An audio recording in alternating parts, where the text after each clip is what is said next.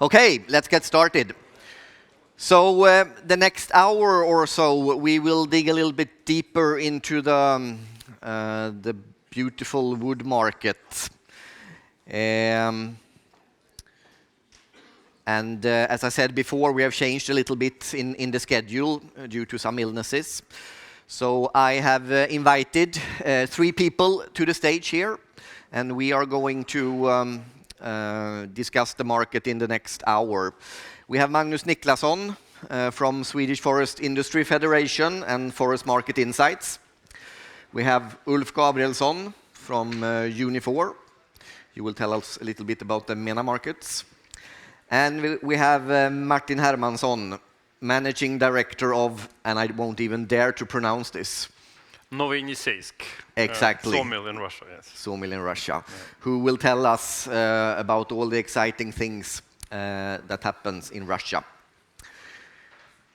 Before we start, I would just want to make a little bit of a market research, and this is something we always do at the Softwood conference that was in Antwerp this year.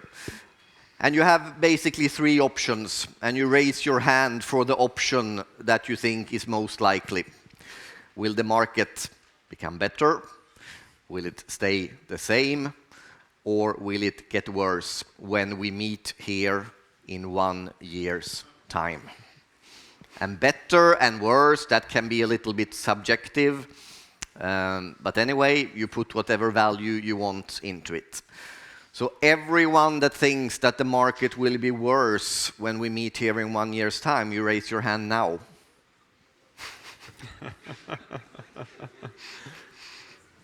If you don't want to vote, you are free to not to vote, okay?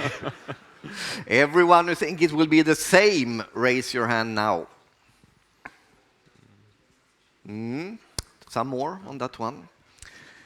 And finally, anyone who thinks it will be better when we meet here next year. I think same and better was about equal. Good to know. I will remind you of this voting when we meet next year. So, as I said, unfortunately, the lady who was supposed to come here from the German woodworking industry, she got ill, so she couldn't travel. So therefore, I will show you some of the pictures that she was supposed to show you about the bark beetle situation in Europe. And as I said, I'm by no means an expert in this, but I have a little bit of knowledge, and we will follow the slides. Because as you know, it is a big issue right now, and it is affecting our market.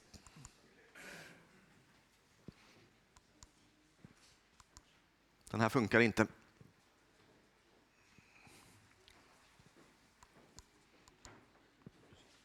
Technical problems. Oh. Climate change is happening. We all know that, and it affects everything. And it also affects the forests. And this is what has happened in Central Europe for the last years. And it reminds very much of what happened some years ago in British Columbia. The bark beetle has infested large forest areas. And this has become, since the areas are big and since the affected volumes are big, this has become a big thing in the German and Central European media. Or as someone said, you know, without being happy about it, finally the forestry operations in Germany get some attention, but for all the wrong reasons. This is how it looks at the moment. We had a storm in 2017 that took down 60 to 70 million cubic meters. We had a bark beetle episode in 2018 that killed around 40-50 million cubic meters. And unfortunately, this is continuing this year. In Germany, another 180,000 hectares are affected. Czech Republic is maybe the country that has been hit the hardest in terms of their forest area. In many places in Czech Republic, the spruce is more or less all gone. And also there has been some problems in France. Now, how is this affecting the market? Due to the very large volumes of dead forests, it's almost only the dead trees that are harvested at the moment, they say. They say that it's only fresh wood is now only cut on demand. If they have a special customer demand, they can cut down some of the fresh trees, but otherwise they really focus to get the bugs out of the forest in the dead trees. There is a lot. You can say that the Germans and the Austrians, they do the same as what Canada did in BC some years ago. They used China as a big market for the low-grade lumber and logs. And especially the log export from Germany to China has increased a lot lately. It's mainly only limited. The volume should be higher, but it's limited by the accessibility of 12-meter trucks for the domestic transportation, because these are 12-meter pieces. And as a consequence also, you know that the log prices have fallen in Central Europe. They are now on a 10-year low. And the sawmills are running more or less on full capacity, which has created an oversupply. And from a financial point of view, I would say that the Central European mills are not the ones that are most heavily affected, because they have the low log prices, so they can still make some money. But it has affected the market prices that we know have gone down. And the most affected countries is actually some that don't have so much bark beetles. It's Finland and it's the Baltic states, where they have the combination of still high log prices. They have to follow the market prices on the sawn goods, and they don't have the advantage of the currency that we have here in Sweden. So the situation in the Baltic states and Finland is really severe, and a lot of them are cutting production at the moment. This is not a picture that I got from the German association. This is a picture that was shown in the softwood conference a couple of weeks ago. And if you don't take this serious by now, you can look at these figures. This is what the researchers have measured compared to the period 1971 to 1980. We today have 231% more forest fires. We have 600% more insect outbreaks, and we have 139% more windstorm. So the climate change is really affecting the situation. And long term, of course, this will have big effects on our industry. We know that it's coming to South Sweden now. Last figure I heard was 7.5 million cubic meters. Maybe someone of you have more updated figures, but it's quite large volume here as well. And the researchers say this will become normal. And what they are doing now in Germany is that they try to learn from what happened in Canada. Don't wait to take action. Focus on getting the trees out of the forest. Invest in detection and monitoring equipment, so you see where new outbreaks comes in. Coordination and communication between government resources and the industry is crucial. And beetles don't respect borders.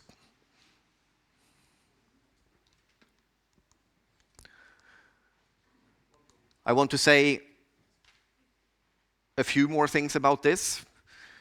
That is my own personal comments. What they are looking at now in Central Europe is how to bring in new species instead of the spruce. And I think especially in the southern parts, there will be a lot of broadleaf species that will come in. That could look at as an opportunity for us, because less production of spruce for construction, for example, in these countries where we compete.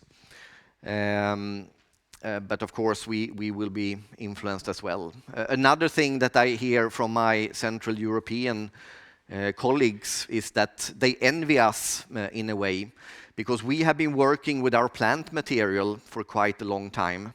So our trees are comparably much stronger and better than the trees down in Central Europe. They have not done anything about that.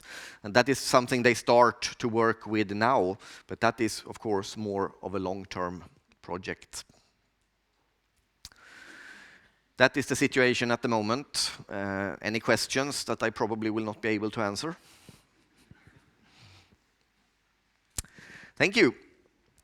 Then I would like to introduce Ulf. Thank you. Ulf, thank you very much for helping us at a short notice. It's always interesting to hear about the MENA countries, and the floor is yours. Thank you. Thank you. Nice to be back again. I was here last year, and I don't know if it's a good sign or a bad sign that I'm here, or maybe the destiny, I don't know. But thank you anyway. So I will tell you a little bit about the MENA markets, but first I want to tell you a little bit about Uniform Marketing, for those who don't know us. We are owned by these 4 brands, or these 4 companies, which you see in the bottom. And those companies, they cut about 5 million cubes per year, so it's quite much. It's about 30% of Swedish production. And we roughly sell 10% of that volume to the MENA markets.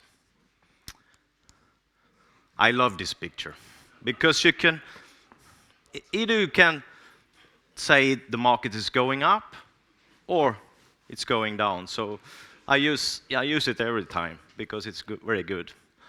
So hopefully you know more about it, or if it's going up or down when I'm finished.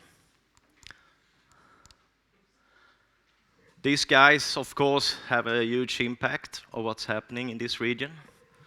The guy to the left is Sisi. He's the president in Egypt. You know the guy in the middle there. He's the king of Saudi. As you all know, it's his son, the crown prince Mohammed bin Salman, who is actually ruling Saudi, but he's still there. And the guy to the right, you know. And maybe there should be some more guys like Putin and so on, but I like this picture as well. Or maybe I shouldn't. Anyhow, just some facts about the region, so you all know. It's 22 countries, it's 360 million people.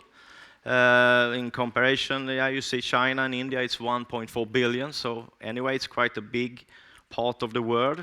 And most important is that 50% of the population is younger than 24 years old. And actually, the growing of the area is estimated to be 1.7% per year. And, of course, why do they need wood? In some aspects, it's, of course, that only 2% of the area is covered by forest. And important also of the economic is that the region has about 60% of the oil reserve and 45% of the gas reserve of the world. And the estimated growth in average in construction sector, it's said to be 7% until end of 2022. Of course, that has provided the stability in the region, which is very uncertain, as you know. So some background. This is statistics now from the last years and so on. But as you see, Egypt is the biggest important country. 42% of the volume goes to Egypt. And then we have Saudi and Algeria, 12, 14, and Morocco. I will tell a little bit about Morocco, it's 6%. And Iran is 6%. It's mainly only Russia supplying Iran. and so on. So Egypt, Saudi, and Algeria is the 3 biggest importing countries, and that is 74% of the total import. So this is the last 2 years to the North African part that you see that Egypt actually went down in 2018. And then Algeria went up, and that was because it was this import stop, if you remember, 2017. So there was a 50% decrease of the Algerian import that year. And that recovered quite well last year. And Morocco is quite steady. But of course, you see Egypt is the biggest player here with nearly 4 million cubic meter import. If you go to the Middle East, it's Saudi, that is the biggest importing country, 1 million roughly, went down a little bit last year. Iran is steady, and the Gulf countries is mainly importing spruce from Central Europe, so it's not a market for Sweden and Finland at all.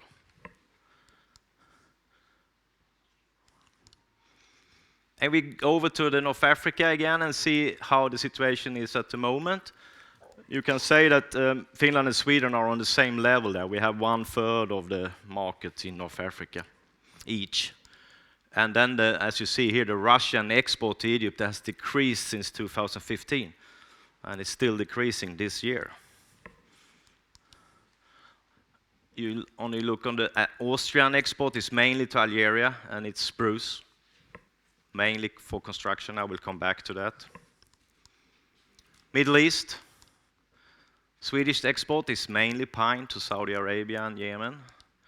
And Finnish export is also mainly to Saudi, but different. It's mainly spruce. It's the sideboards. As I said, 90% of the Russian export is to Middle East. This goes to Iran, and a little bit to Iraq and Syria. Romanian export is only spruce to mainly Gulf countries and Saudi and Lebanon.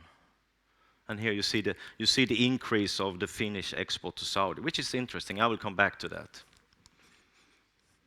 A little bit also a question that has occurred in this region. Has the spruce bark beetle damage any impact on the volumes to this region? And if you look on the German statistic, no. And the reason is they don't like it. They are in Egypt and so on. They of course are afraid of the insects and so on. So that's one reason. And you see also the Middle East is the blue, and the North Africa there is the green line. And you see the same on the Austrian export. It's increased a little bit to Algeria, but not much. So that is not the solution to the wood that is damaged by the spruce bark beetle to sell it to this region. Okay, a little bit more about Egypt.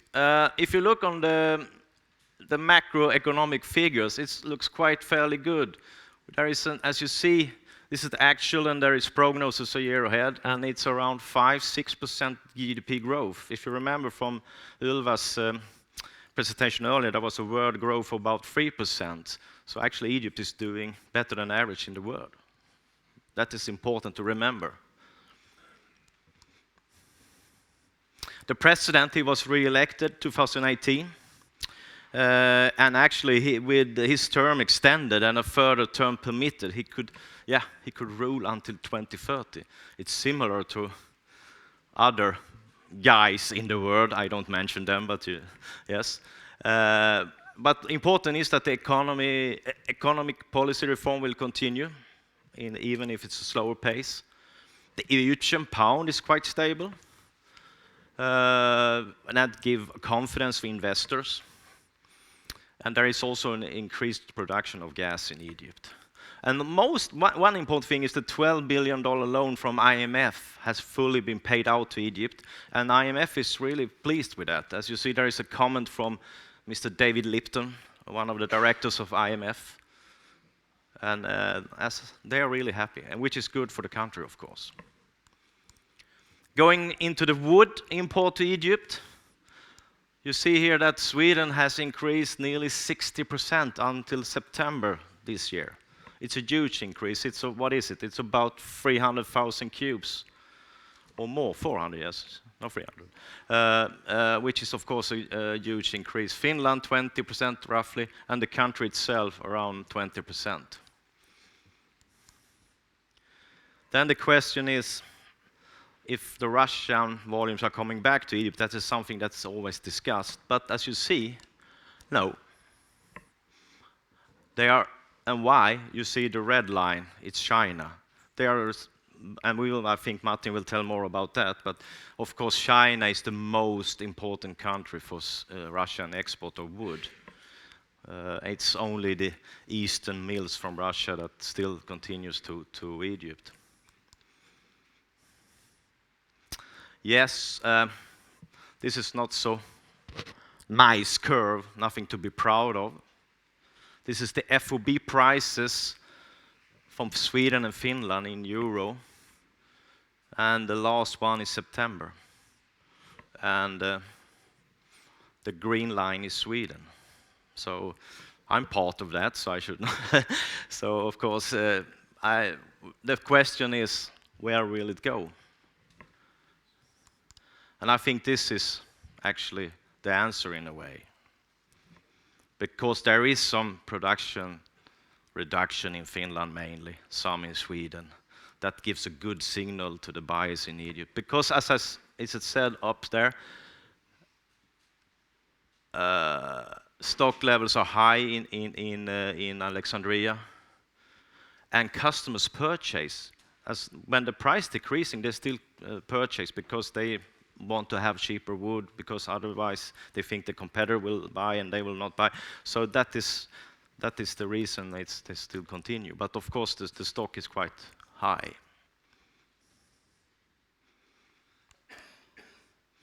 But back to Egypt, I mean, here is some summary of the positive things about Egypt. This is benefits, that the tourism sector is coming back, quite good political stabilized situation. The black market of dollar has disappeared, young and growing population, a number of building projects is running, especially New Cairo, it's $45 billion project, and a lot of new homes. And then, of course, a lot of the softwood import goes to the furniture sector, which is the biggest in the MENA region. And it actually involves 10% of the total working force. Some concerns. It's, as I said, Egypt is dependent on external financing. And there is, of course, a risk for tough competition among these countries as Sweden and Finland. If there is no alternative markets for this low-grade pine, because that is needed as well as to have a balance in Egypt. And as you know, it will always be a volatile market due to, as I call it, the position as solution for low grades. Some facts about Algeria. You see the GDP is not as good as in Egypt. It's like Sweden more or less, a little bit over 1%. Low inflation, and a trade balance that is quite okay. They will have a presidential election later, I think in 12th of December it's said, and that will be very interesting. There is 5 candidates for the presidency, and yeah, let's see what happens there, because everybody's waiting for that. But there is a modest growth of 1.5% to 2%, which is good. Here's some statistic. As I said, they had a huge drop in 17, coming back 18. And now we see the figures this year. It has decreased about 23%.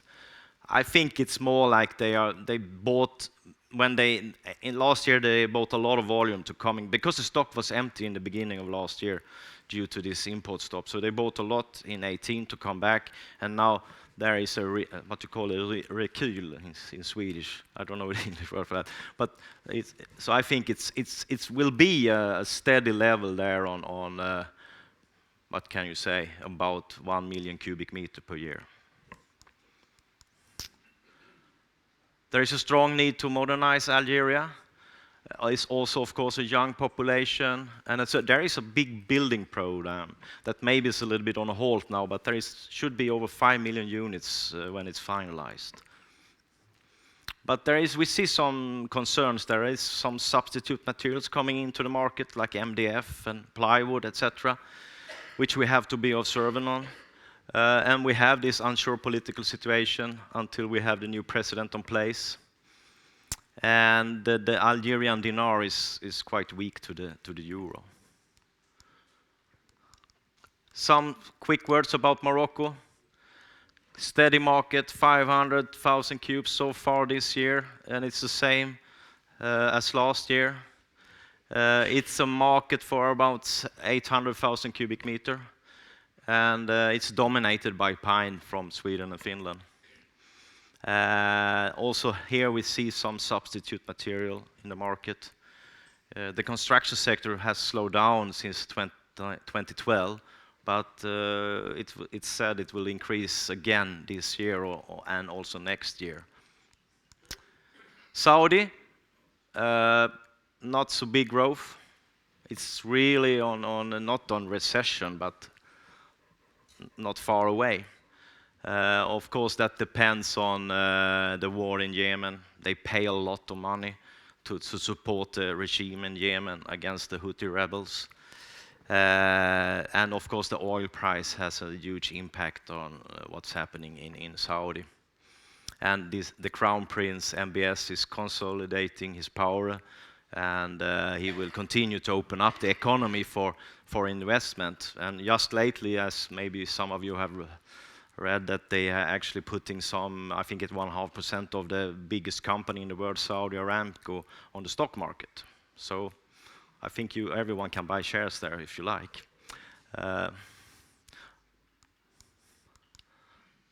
And here is the statistics for Saudi. Actually, it went up. It has went up about 25% this year, and that, as you see, and in the bottom there, it's the spruce. It's the sideboards that comes mainly from Finland, a little bit from Sweden. And that is a good sign. It means that it's for construction. So actually, then I think also that the pine will pick up in a half year or so. They have a program called Vision 2030, which includes a number of building projects, such as 1 million new homes, infrastructure, etc. But they are postponed, of course, due to this war in Yemen. And that has an impact on the softwood export. Also, they have what they call a Saudization, which is a big challenge. And it means that they want to have more Saudis into work. So, and that is a big challenge because the construction sector has been, of course, been guest workers, most of it. A little bit also concerns about the substitute material like MDF and plywood in this market. So, summary, this is more or less the same as last year. So, maybe I changed a little bit, but let's see. Egypt, short term, it's an unsure market in Egypt. So, it was the same in November last year when I was here. So, maybe we should change and we should have the wood market in April. It should be much more fun to stand here then. On long term, it looks promising though, with a growth, as I said, 5-6%. Algeria, also there is an unsure market because political situation, etc. But long term looks good. 3% they say it will grow. Morocco, stable. So it's 2 thumbs up. And Saudi, short term, thumbs down. And long term, it's liberalization and peace in the region will be base for growth. So if you summarize all this, it's a little bit thumb down because of the season, it's November, but in the long term, I think it's a thumb up for this region. Thank you. Thank you very much, Ulf. Thank you. I think we save the questions for later. We go directly to Martin here. I think Russia is a country I mean, a big producer of sawn timber that we normally know a little bit too little about generally here in Sweden, but it has a huge effect on our markets. So very happy to have you here. Thank Floor you. is yours.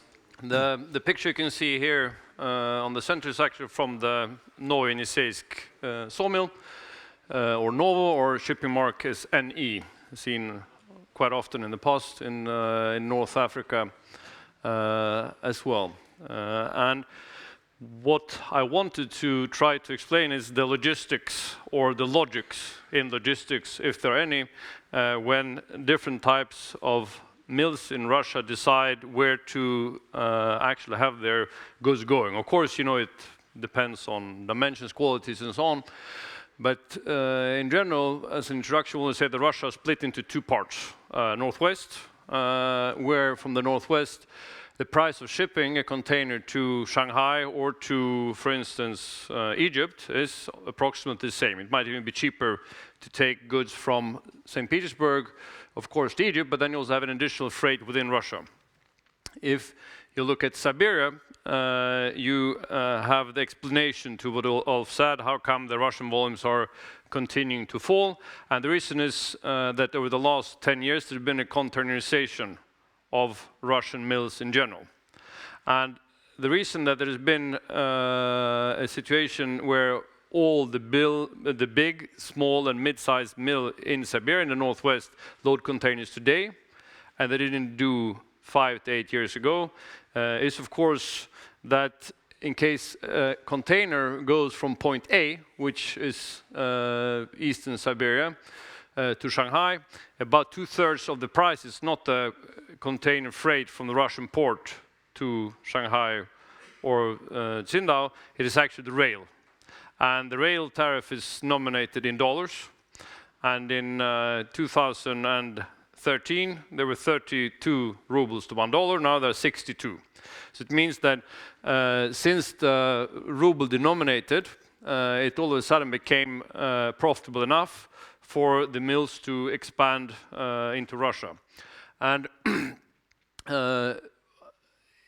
in the Siberian perspective, it is actually so that to bring one cubic meter from the mill to Alexandria, which is the main Russian market in the Middle East, I will explain why just Egypt, the cost is approximately $70. It could have been 55. But there are in Russia an extremely high reloading cost down in the port, Novorossiysk, point B, or disadvantage in comparison to Sweden. It's also so that there's a semi-monopoly, so it's not possible to charter vessels long term, and therefore prices today to ship 1 cubic meter of dried sawnwood from mid-Siberia is $10 higher to Egypt than to China. And in case the price is delivered, like today, also lower in Egypt than in China, of course, the volumes being produced now during the winter, next spring, are headed mainly for China. And with open informations, it's also so that you have a more stable flow of information. It means that as soon as a small sawmill from some region you've never heard about, like Kostroma, Kirov, or Komi, once a pack arrives at the port close to Shanghai, Taichan, then of course the locals go, they take pictures, they feel the wood, and they write an email to the mill. Can we buy this wood for, of course, $15, $20 lower than they paid to their importer? And therefore the information flow is such that that markets manage to balance. It is balanced in the sense that when the decision is being made by the sawmill manager or the sales manager, in case the price is even, or in case the price is $5 lower in Egypt or $10 lower, like we'll see, the choice might still be Egypt. And the reason is that very many mid-sized mills in Russia, they are not comfortable working with China in terms of letters of credit, demands on document flow, and so on. So in case the difference is more than $10, or in case the prices are more than $10 higher in China, then of course volumes will go there.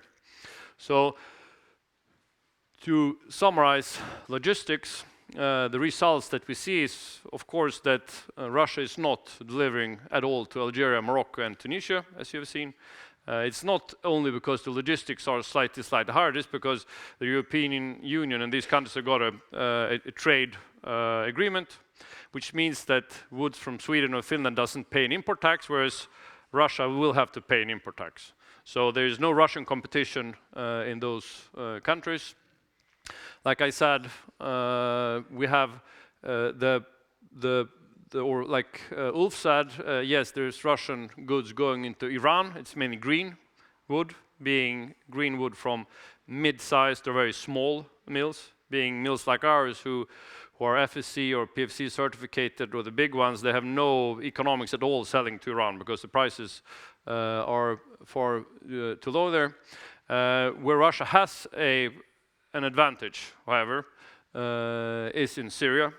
Why? Because there are sanctions from the European Union towards Syria, which means that there are counter-sanctions from the Syrian Republic to the EU, where there are mainly only Russian producers or low-quality, perhaps Ukrainian wood that is going into Syria.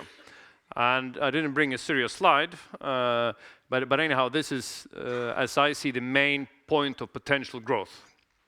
But this we also thought when we were sitting down with the deputy minister of Syria 5 years ago, and he said, Martin, there will be soon peace. So we don't know when this will happen, but this is where an additional 500,000 million cubes easily can pass into the next years.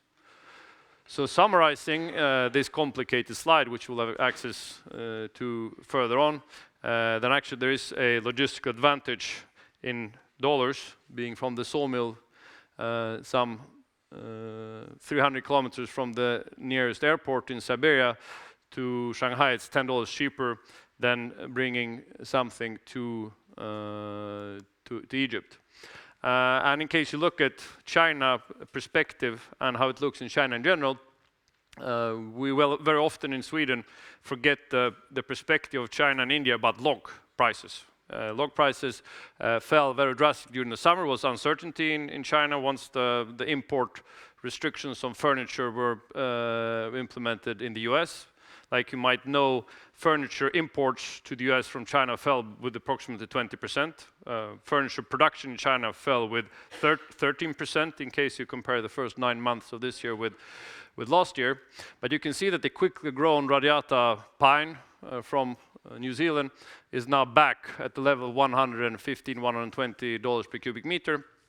It means that the low quality spruce log, which is being loaded in a container from Germany, being sent to India, and then in case you take the price that, say, the biggest importer to India pays for, it's a company called Sudima, then once you add freight as well as their margin, well, even a low quality BC class spruce log arriving to India, it is worth $100, and that's what the SIF price is for the low quality spruce log being delivered.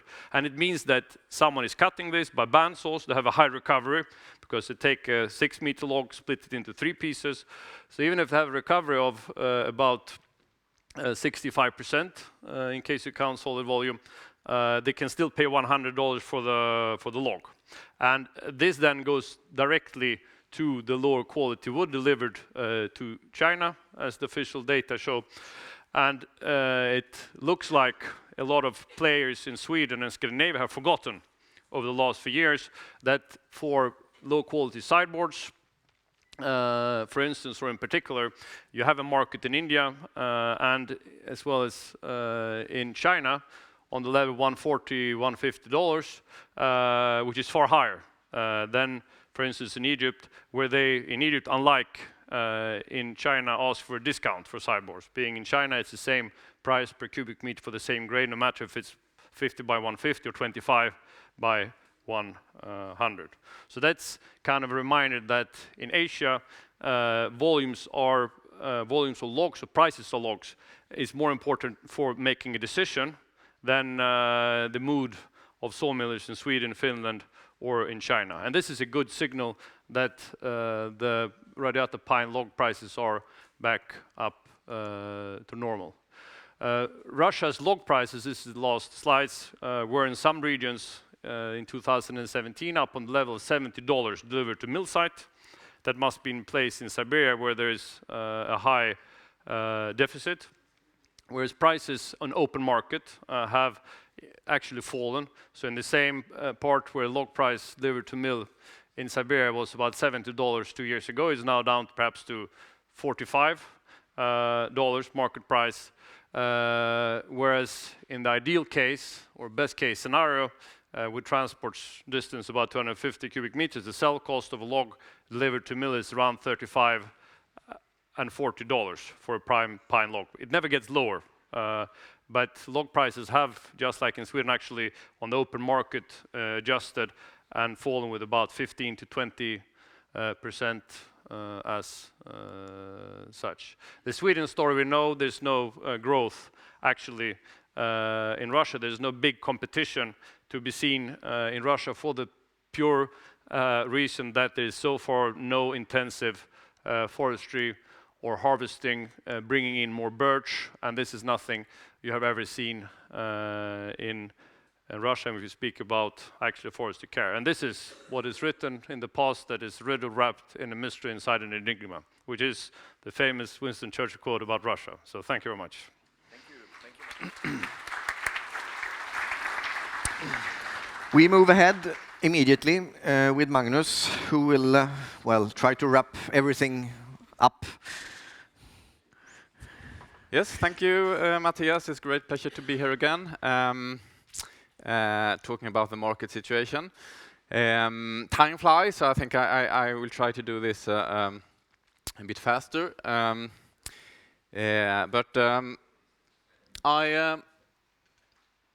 Anyway, this presentation contains actually of two parts. I will start with the market situation, and then I will rather quickly go through scenarios, consumption scenarios for the big regions in the world when it comes to softwood up to 2024. So, but I start directly with, I guess, the kind of hottest chart showing the price level. This is a Swedish price index for softwood. It ends up in September, the September figures.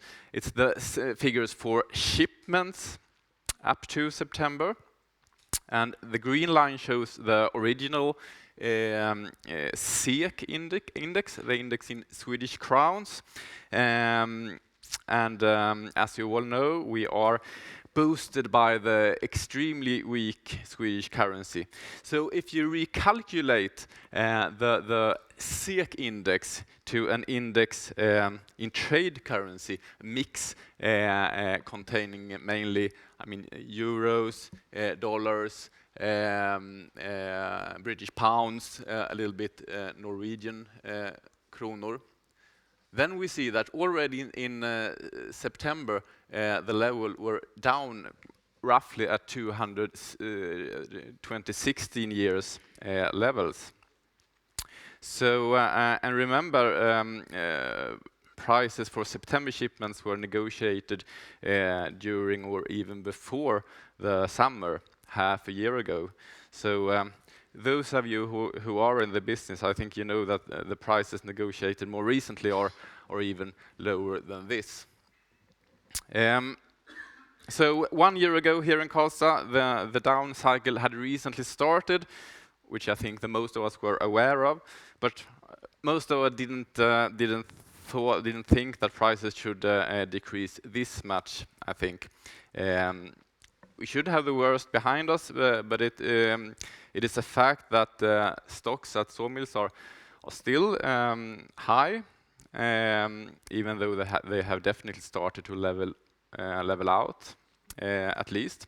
And there is also so much cheap raw material in Central Europe, which indicates a risk that we might not have seen for all assortments, at least the bottom yet. I don't know, but it is a risk there because of the cheap raw material, not least. So let's have a look at the balance, the European softwood balance. And yeah, it seems like the good news is that the supply of softwood in Europe seems to have peaked, or is peaking right now. It's the red line showing the production.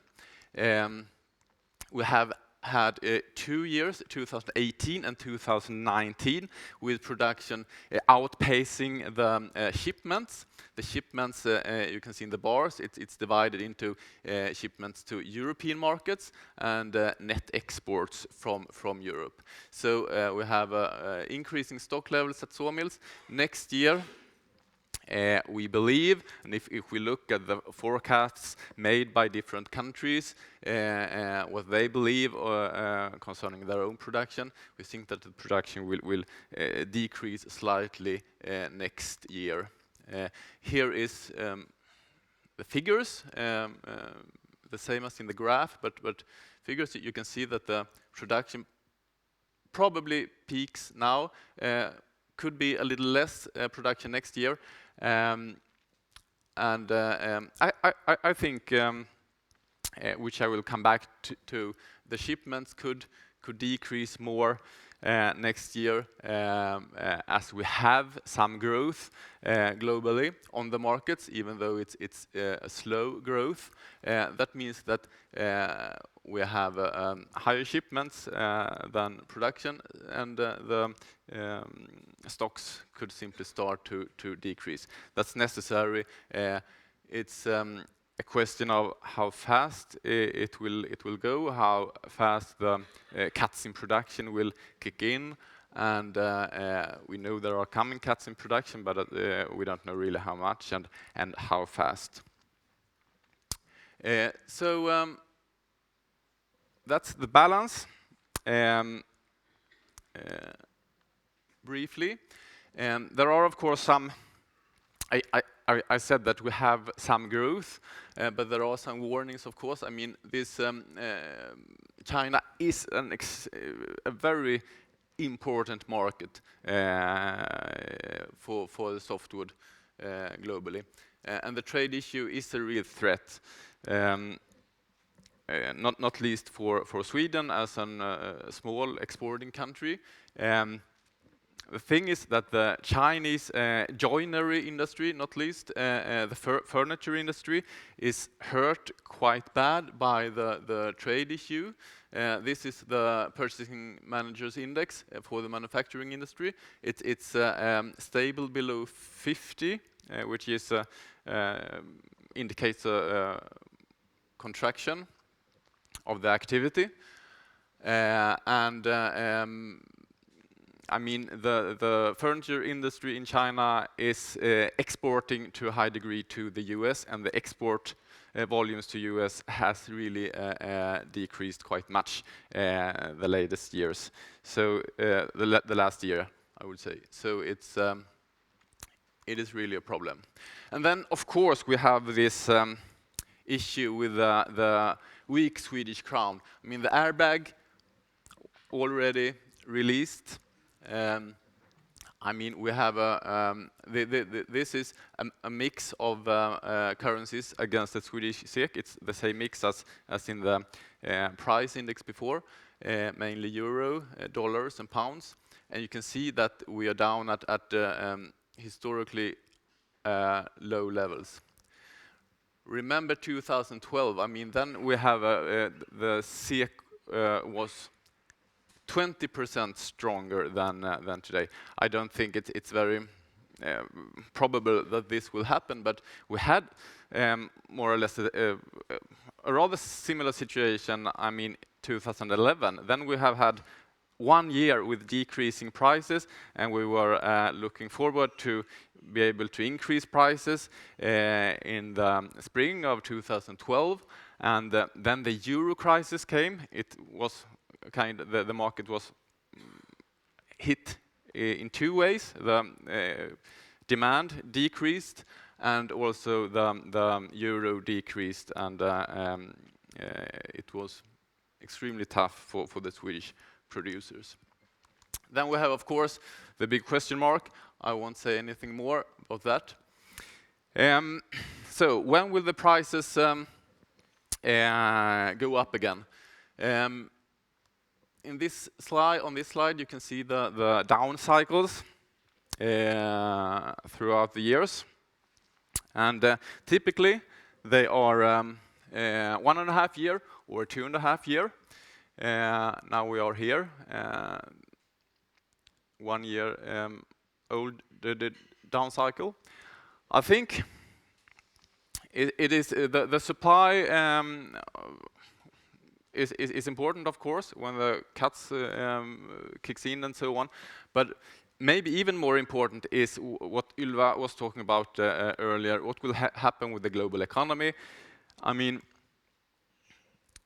if we look at, for example, I mean, IMF has maybe too optimistic, but if you look at their forecasts, they actually say that next year, already next year, the global economy will increase again. The GDP will increase, and I mean, if we will have that situation, it is really a very good sign for the softwood market as well, I would say. We have even small increases in global GDP historically has always came together with increased softwood prices. So I think I will take this very quickly, but I will show you those scenarios after 2024. This is scenarios, it's not forecasts. It should of course be stupid of me to have a forecast for 2024. It's impossible to have an idea even of maybe where we are then exactly, but see it as I mean, which regions will grow the most, which region have not so big possibilities to grow during the coming 5 years. So if we look at Europe is definitely slowing down, as we have heard. I mean, total construction is a good indicator, or even residential construction, I think is an even better indicator. It's low growth figures coming up. We have UK as a part of Europe. It's pessimistic since June in the construction sector. A little bit surprisingly, still the forecast for construction in UK is quite good actually, with an increase next year on a couple of percent. But it's of course high uncertainty when it comes to this market. Sweden is the biggest market for the Swedish sawmills, as you know. We have a problem in construction in Sweden. We have a decrease with 30-40% from the peak in Sweden. It's a good thing that new buildings only stands for 20% of the wood consumption in Sweden. Renovation and construction is much more important actually, and that segment is much more stable. But still, the consumption is falling in Sweden. From the peak 2017 to 2021, the decrease is roughly 300,000 cubic meters, and that is equivalent to a little bit more than 1%, a decrease with 1% per year. 300,000 cubic meters is roughly 5% of the total Swedish consumption. So in 5 years, that's slightly more than 1% per year. So the scenario for Europe is slowing down, close to zero growth coming years, and it will add only maybe 3 million cubic meters in 5 years. It's some might think this is conservative and on the low side, but I have also taken into consideration that the supply of wood is a limiting factor for I would say, if we talk about potential demand for wood, I think it would be at least in many regions of the world, the potential demand is much higher, but the supply from the forests are really limiting in the long run. The biggest softwood market is North America. It's another story there. The market peaked actually 1 year before Europe peaked already, and now it's going up again. It's decent prices, at least in Swedish kronor. This is the red line, and you can see if you compare with the historical level, it's good prices in Swedish kronor. And you can also see on the demand side that the housing starts are slowly going up in US as well. The problem in North America, the issue is supply, even more than in Europe. I mean, now we have a big supply in Europe. In the US and North America, it's, I mean, we have had the 15 years devastating mountain pine beetle catastrophe in British Columbia. So in British Columbia, in Canada, there are simply not much wood left, and what's left is very expensive. There are also many other bottlenecks, which, I mean, even though the prices have increased, or maybe that's a reason why prices have increased rather, I mean, the production level is 30% less than 1 year ago in British Columbia. That means 4 or 5 million cubic meters. It's massive volumes that is in lower levels there. And maybe a bit surprisingly, even in South US, the production level has leveled out and hasn't increased recently that much, even though they have potential to increase definitely. So that's North America. There is a potential to add much more to the consumption there. Yes. I think I will, I mean, China, this is quite conservative, but still, even though it's a conservative scenario, we have 10 million cubic meters more, at least. Japan, I think we are just, we have heard about Africa and the Middle East from before. This is an interesting area. It's Southeast Asia, South Asia and Southeast Asia, and it's they have a huge potential actually. This is softwood consumption per capita, and India is of course a giant in this area. And if we look at the statistics, at least, I think it's almost correct. At least it's close to 0. China has increased to 0.04 cubic meters per year, almost the same level as the world average. India hasn't even started that journey yet. So this, even though starting from extremely low levels, India is of course extremely interesting as a market.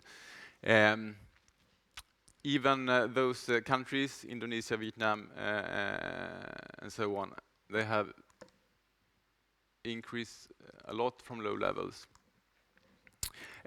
We can see that, I mean, we have a slower pace in growth the year ahead. But one conclusion here is that, to me, that, I mean, look, 91% of global growth up to 2025 is outside Europe. So there is a good opportunity to say so that this trend will continue, that the softwood exports from Europe to non-European markets will continue to increase. I hope that it won't be only low quality volumes from the bark beetle infested areas. That could be a risk, but it's definitely outside Europe that the potential is. So this is what I have said, and this is the summary. So thank you. Yeah. We give the whole panel a big applause.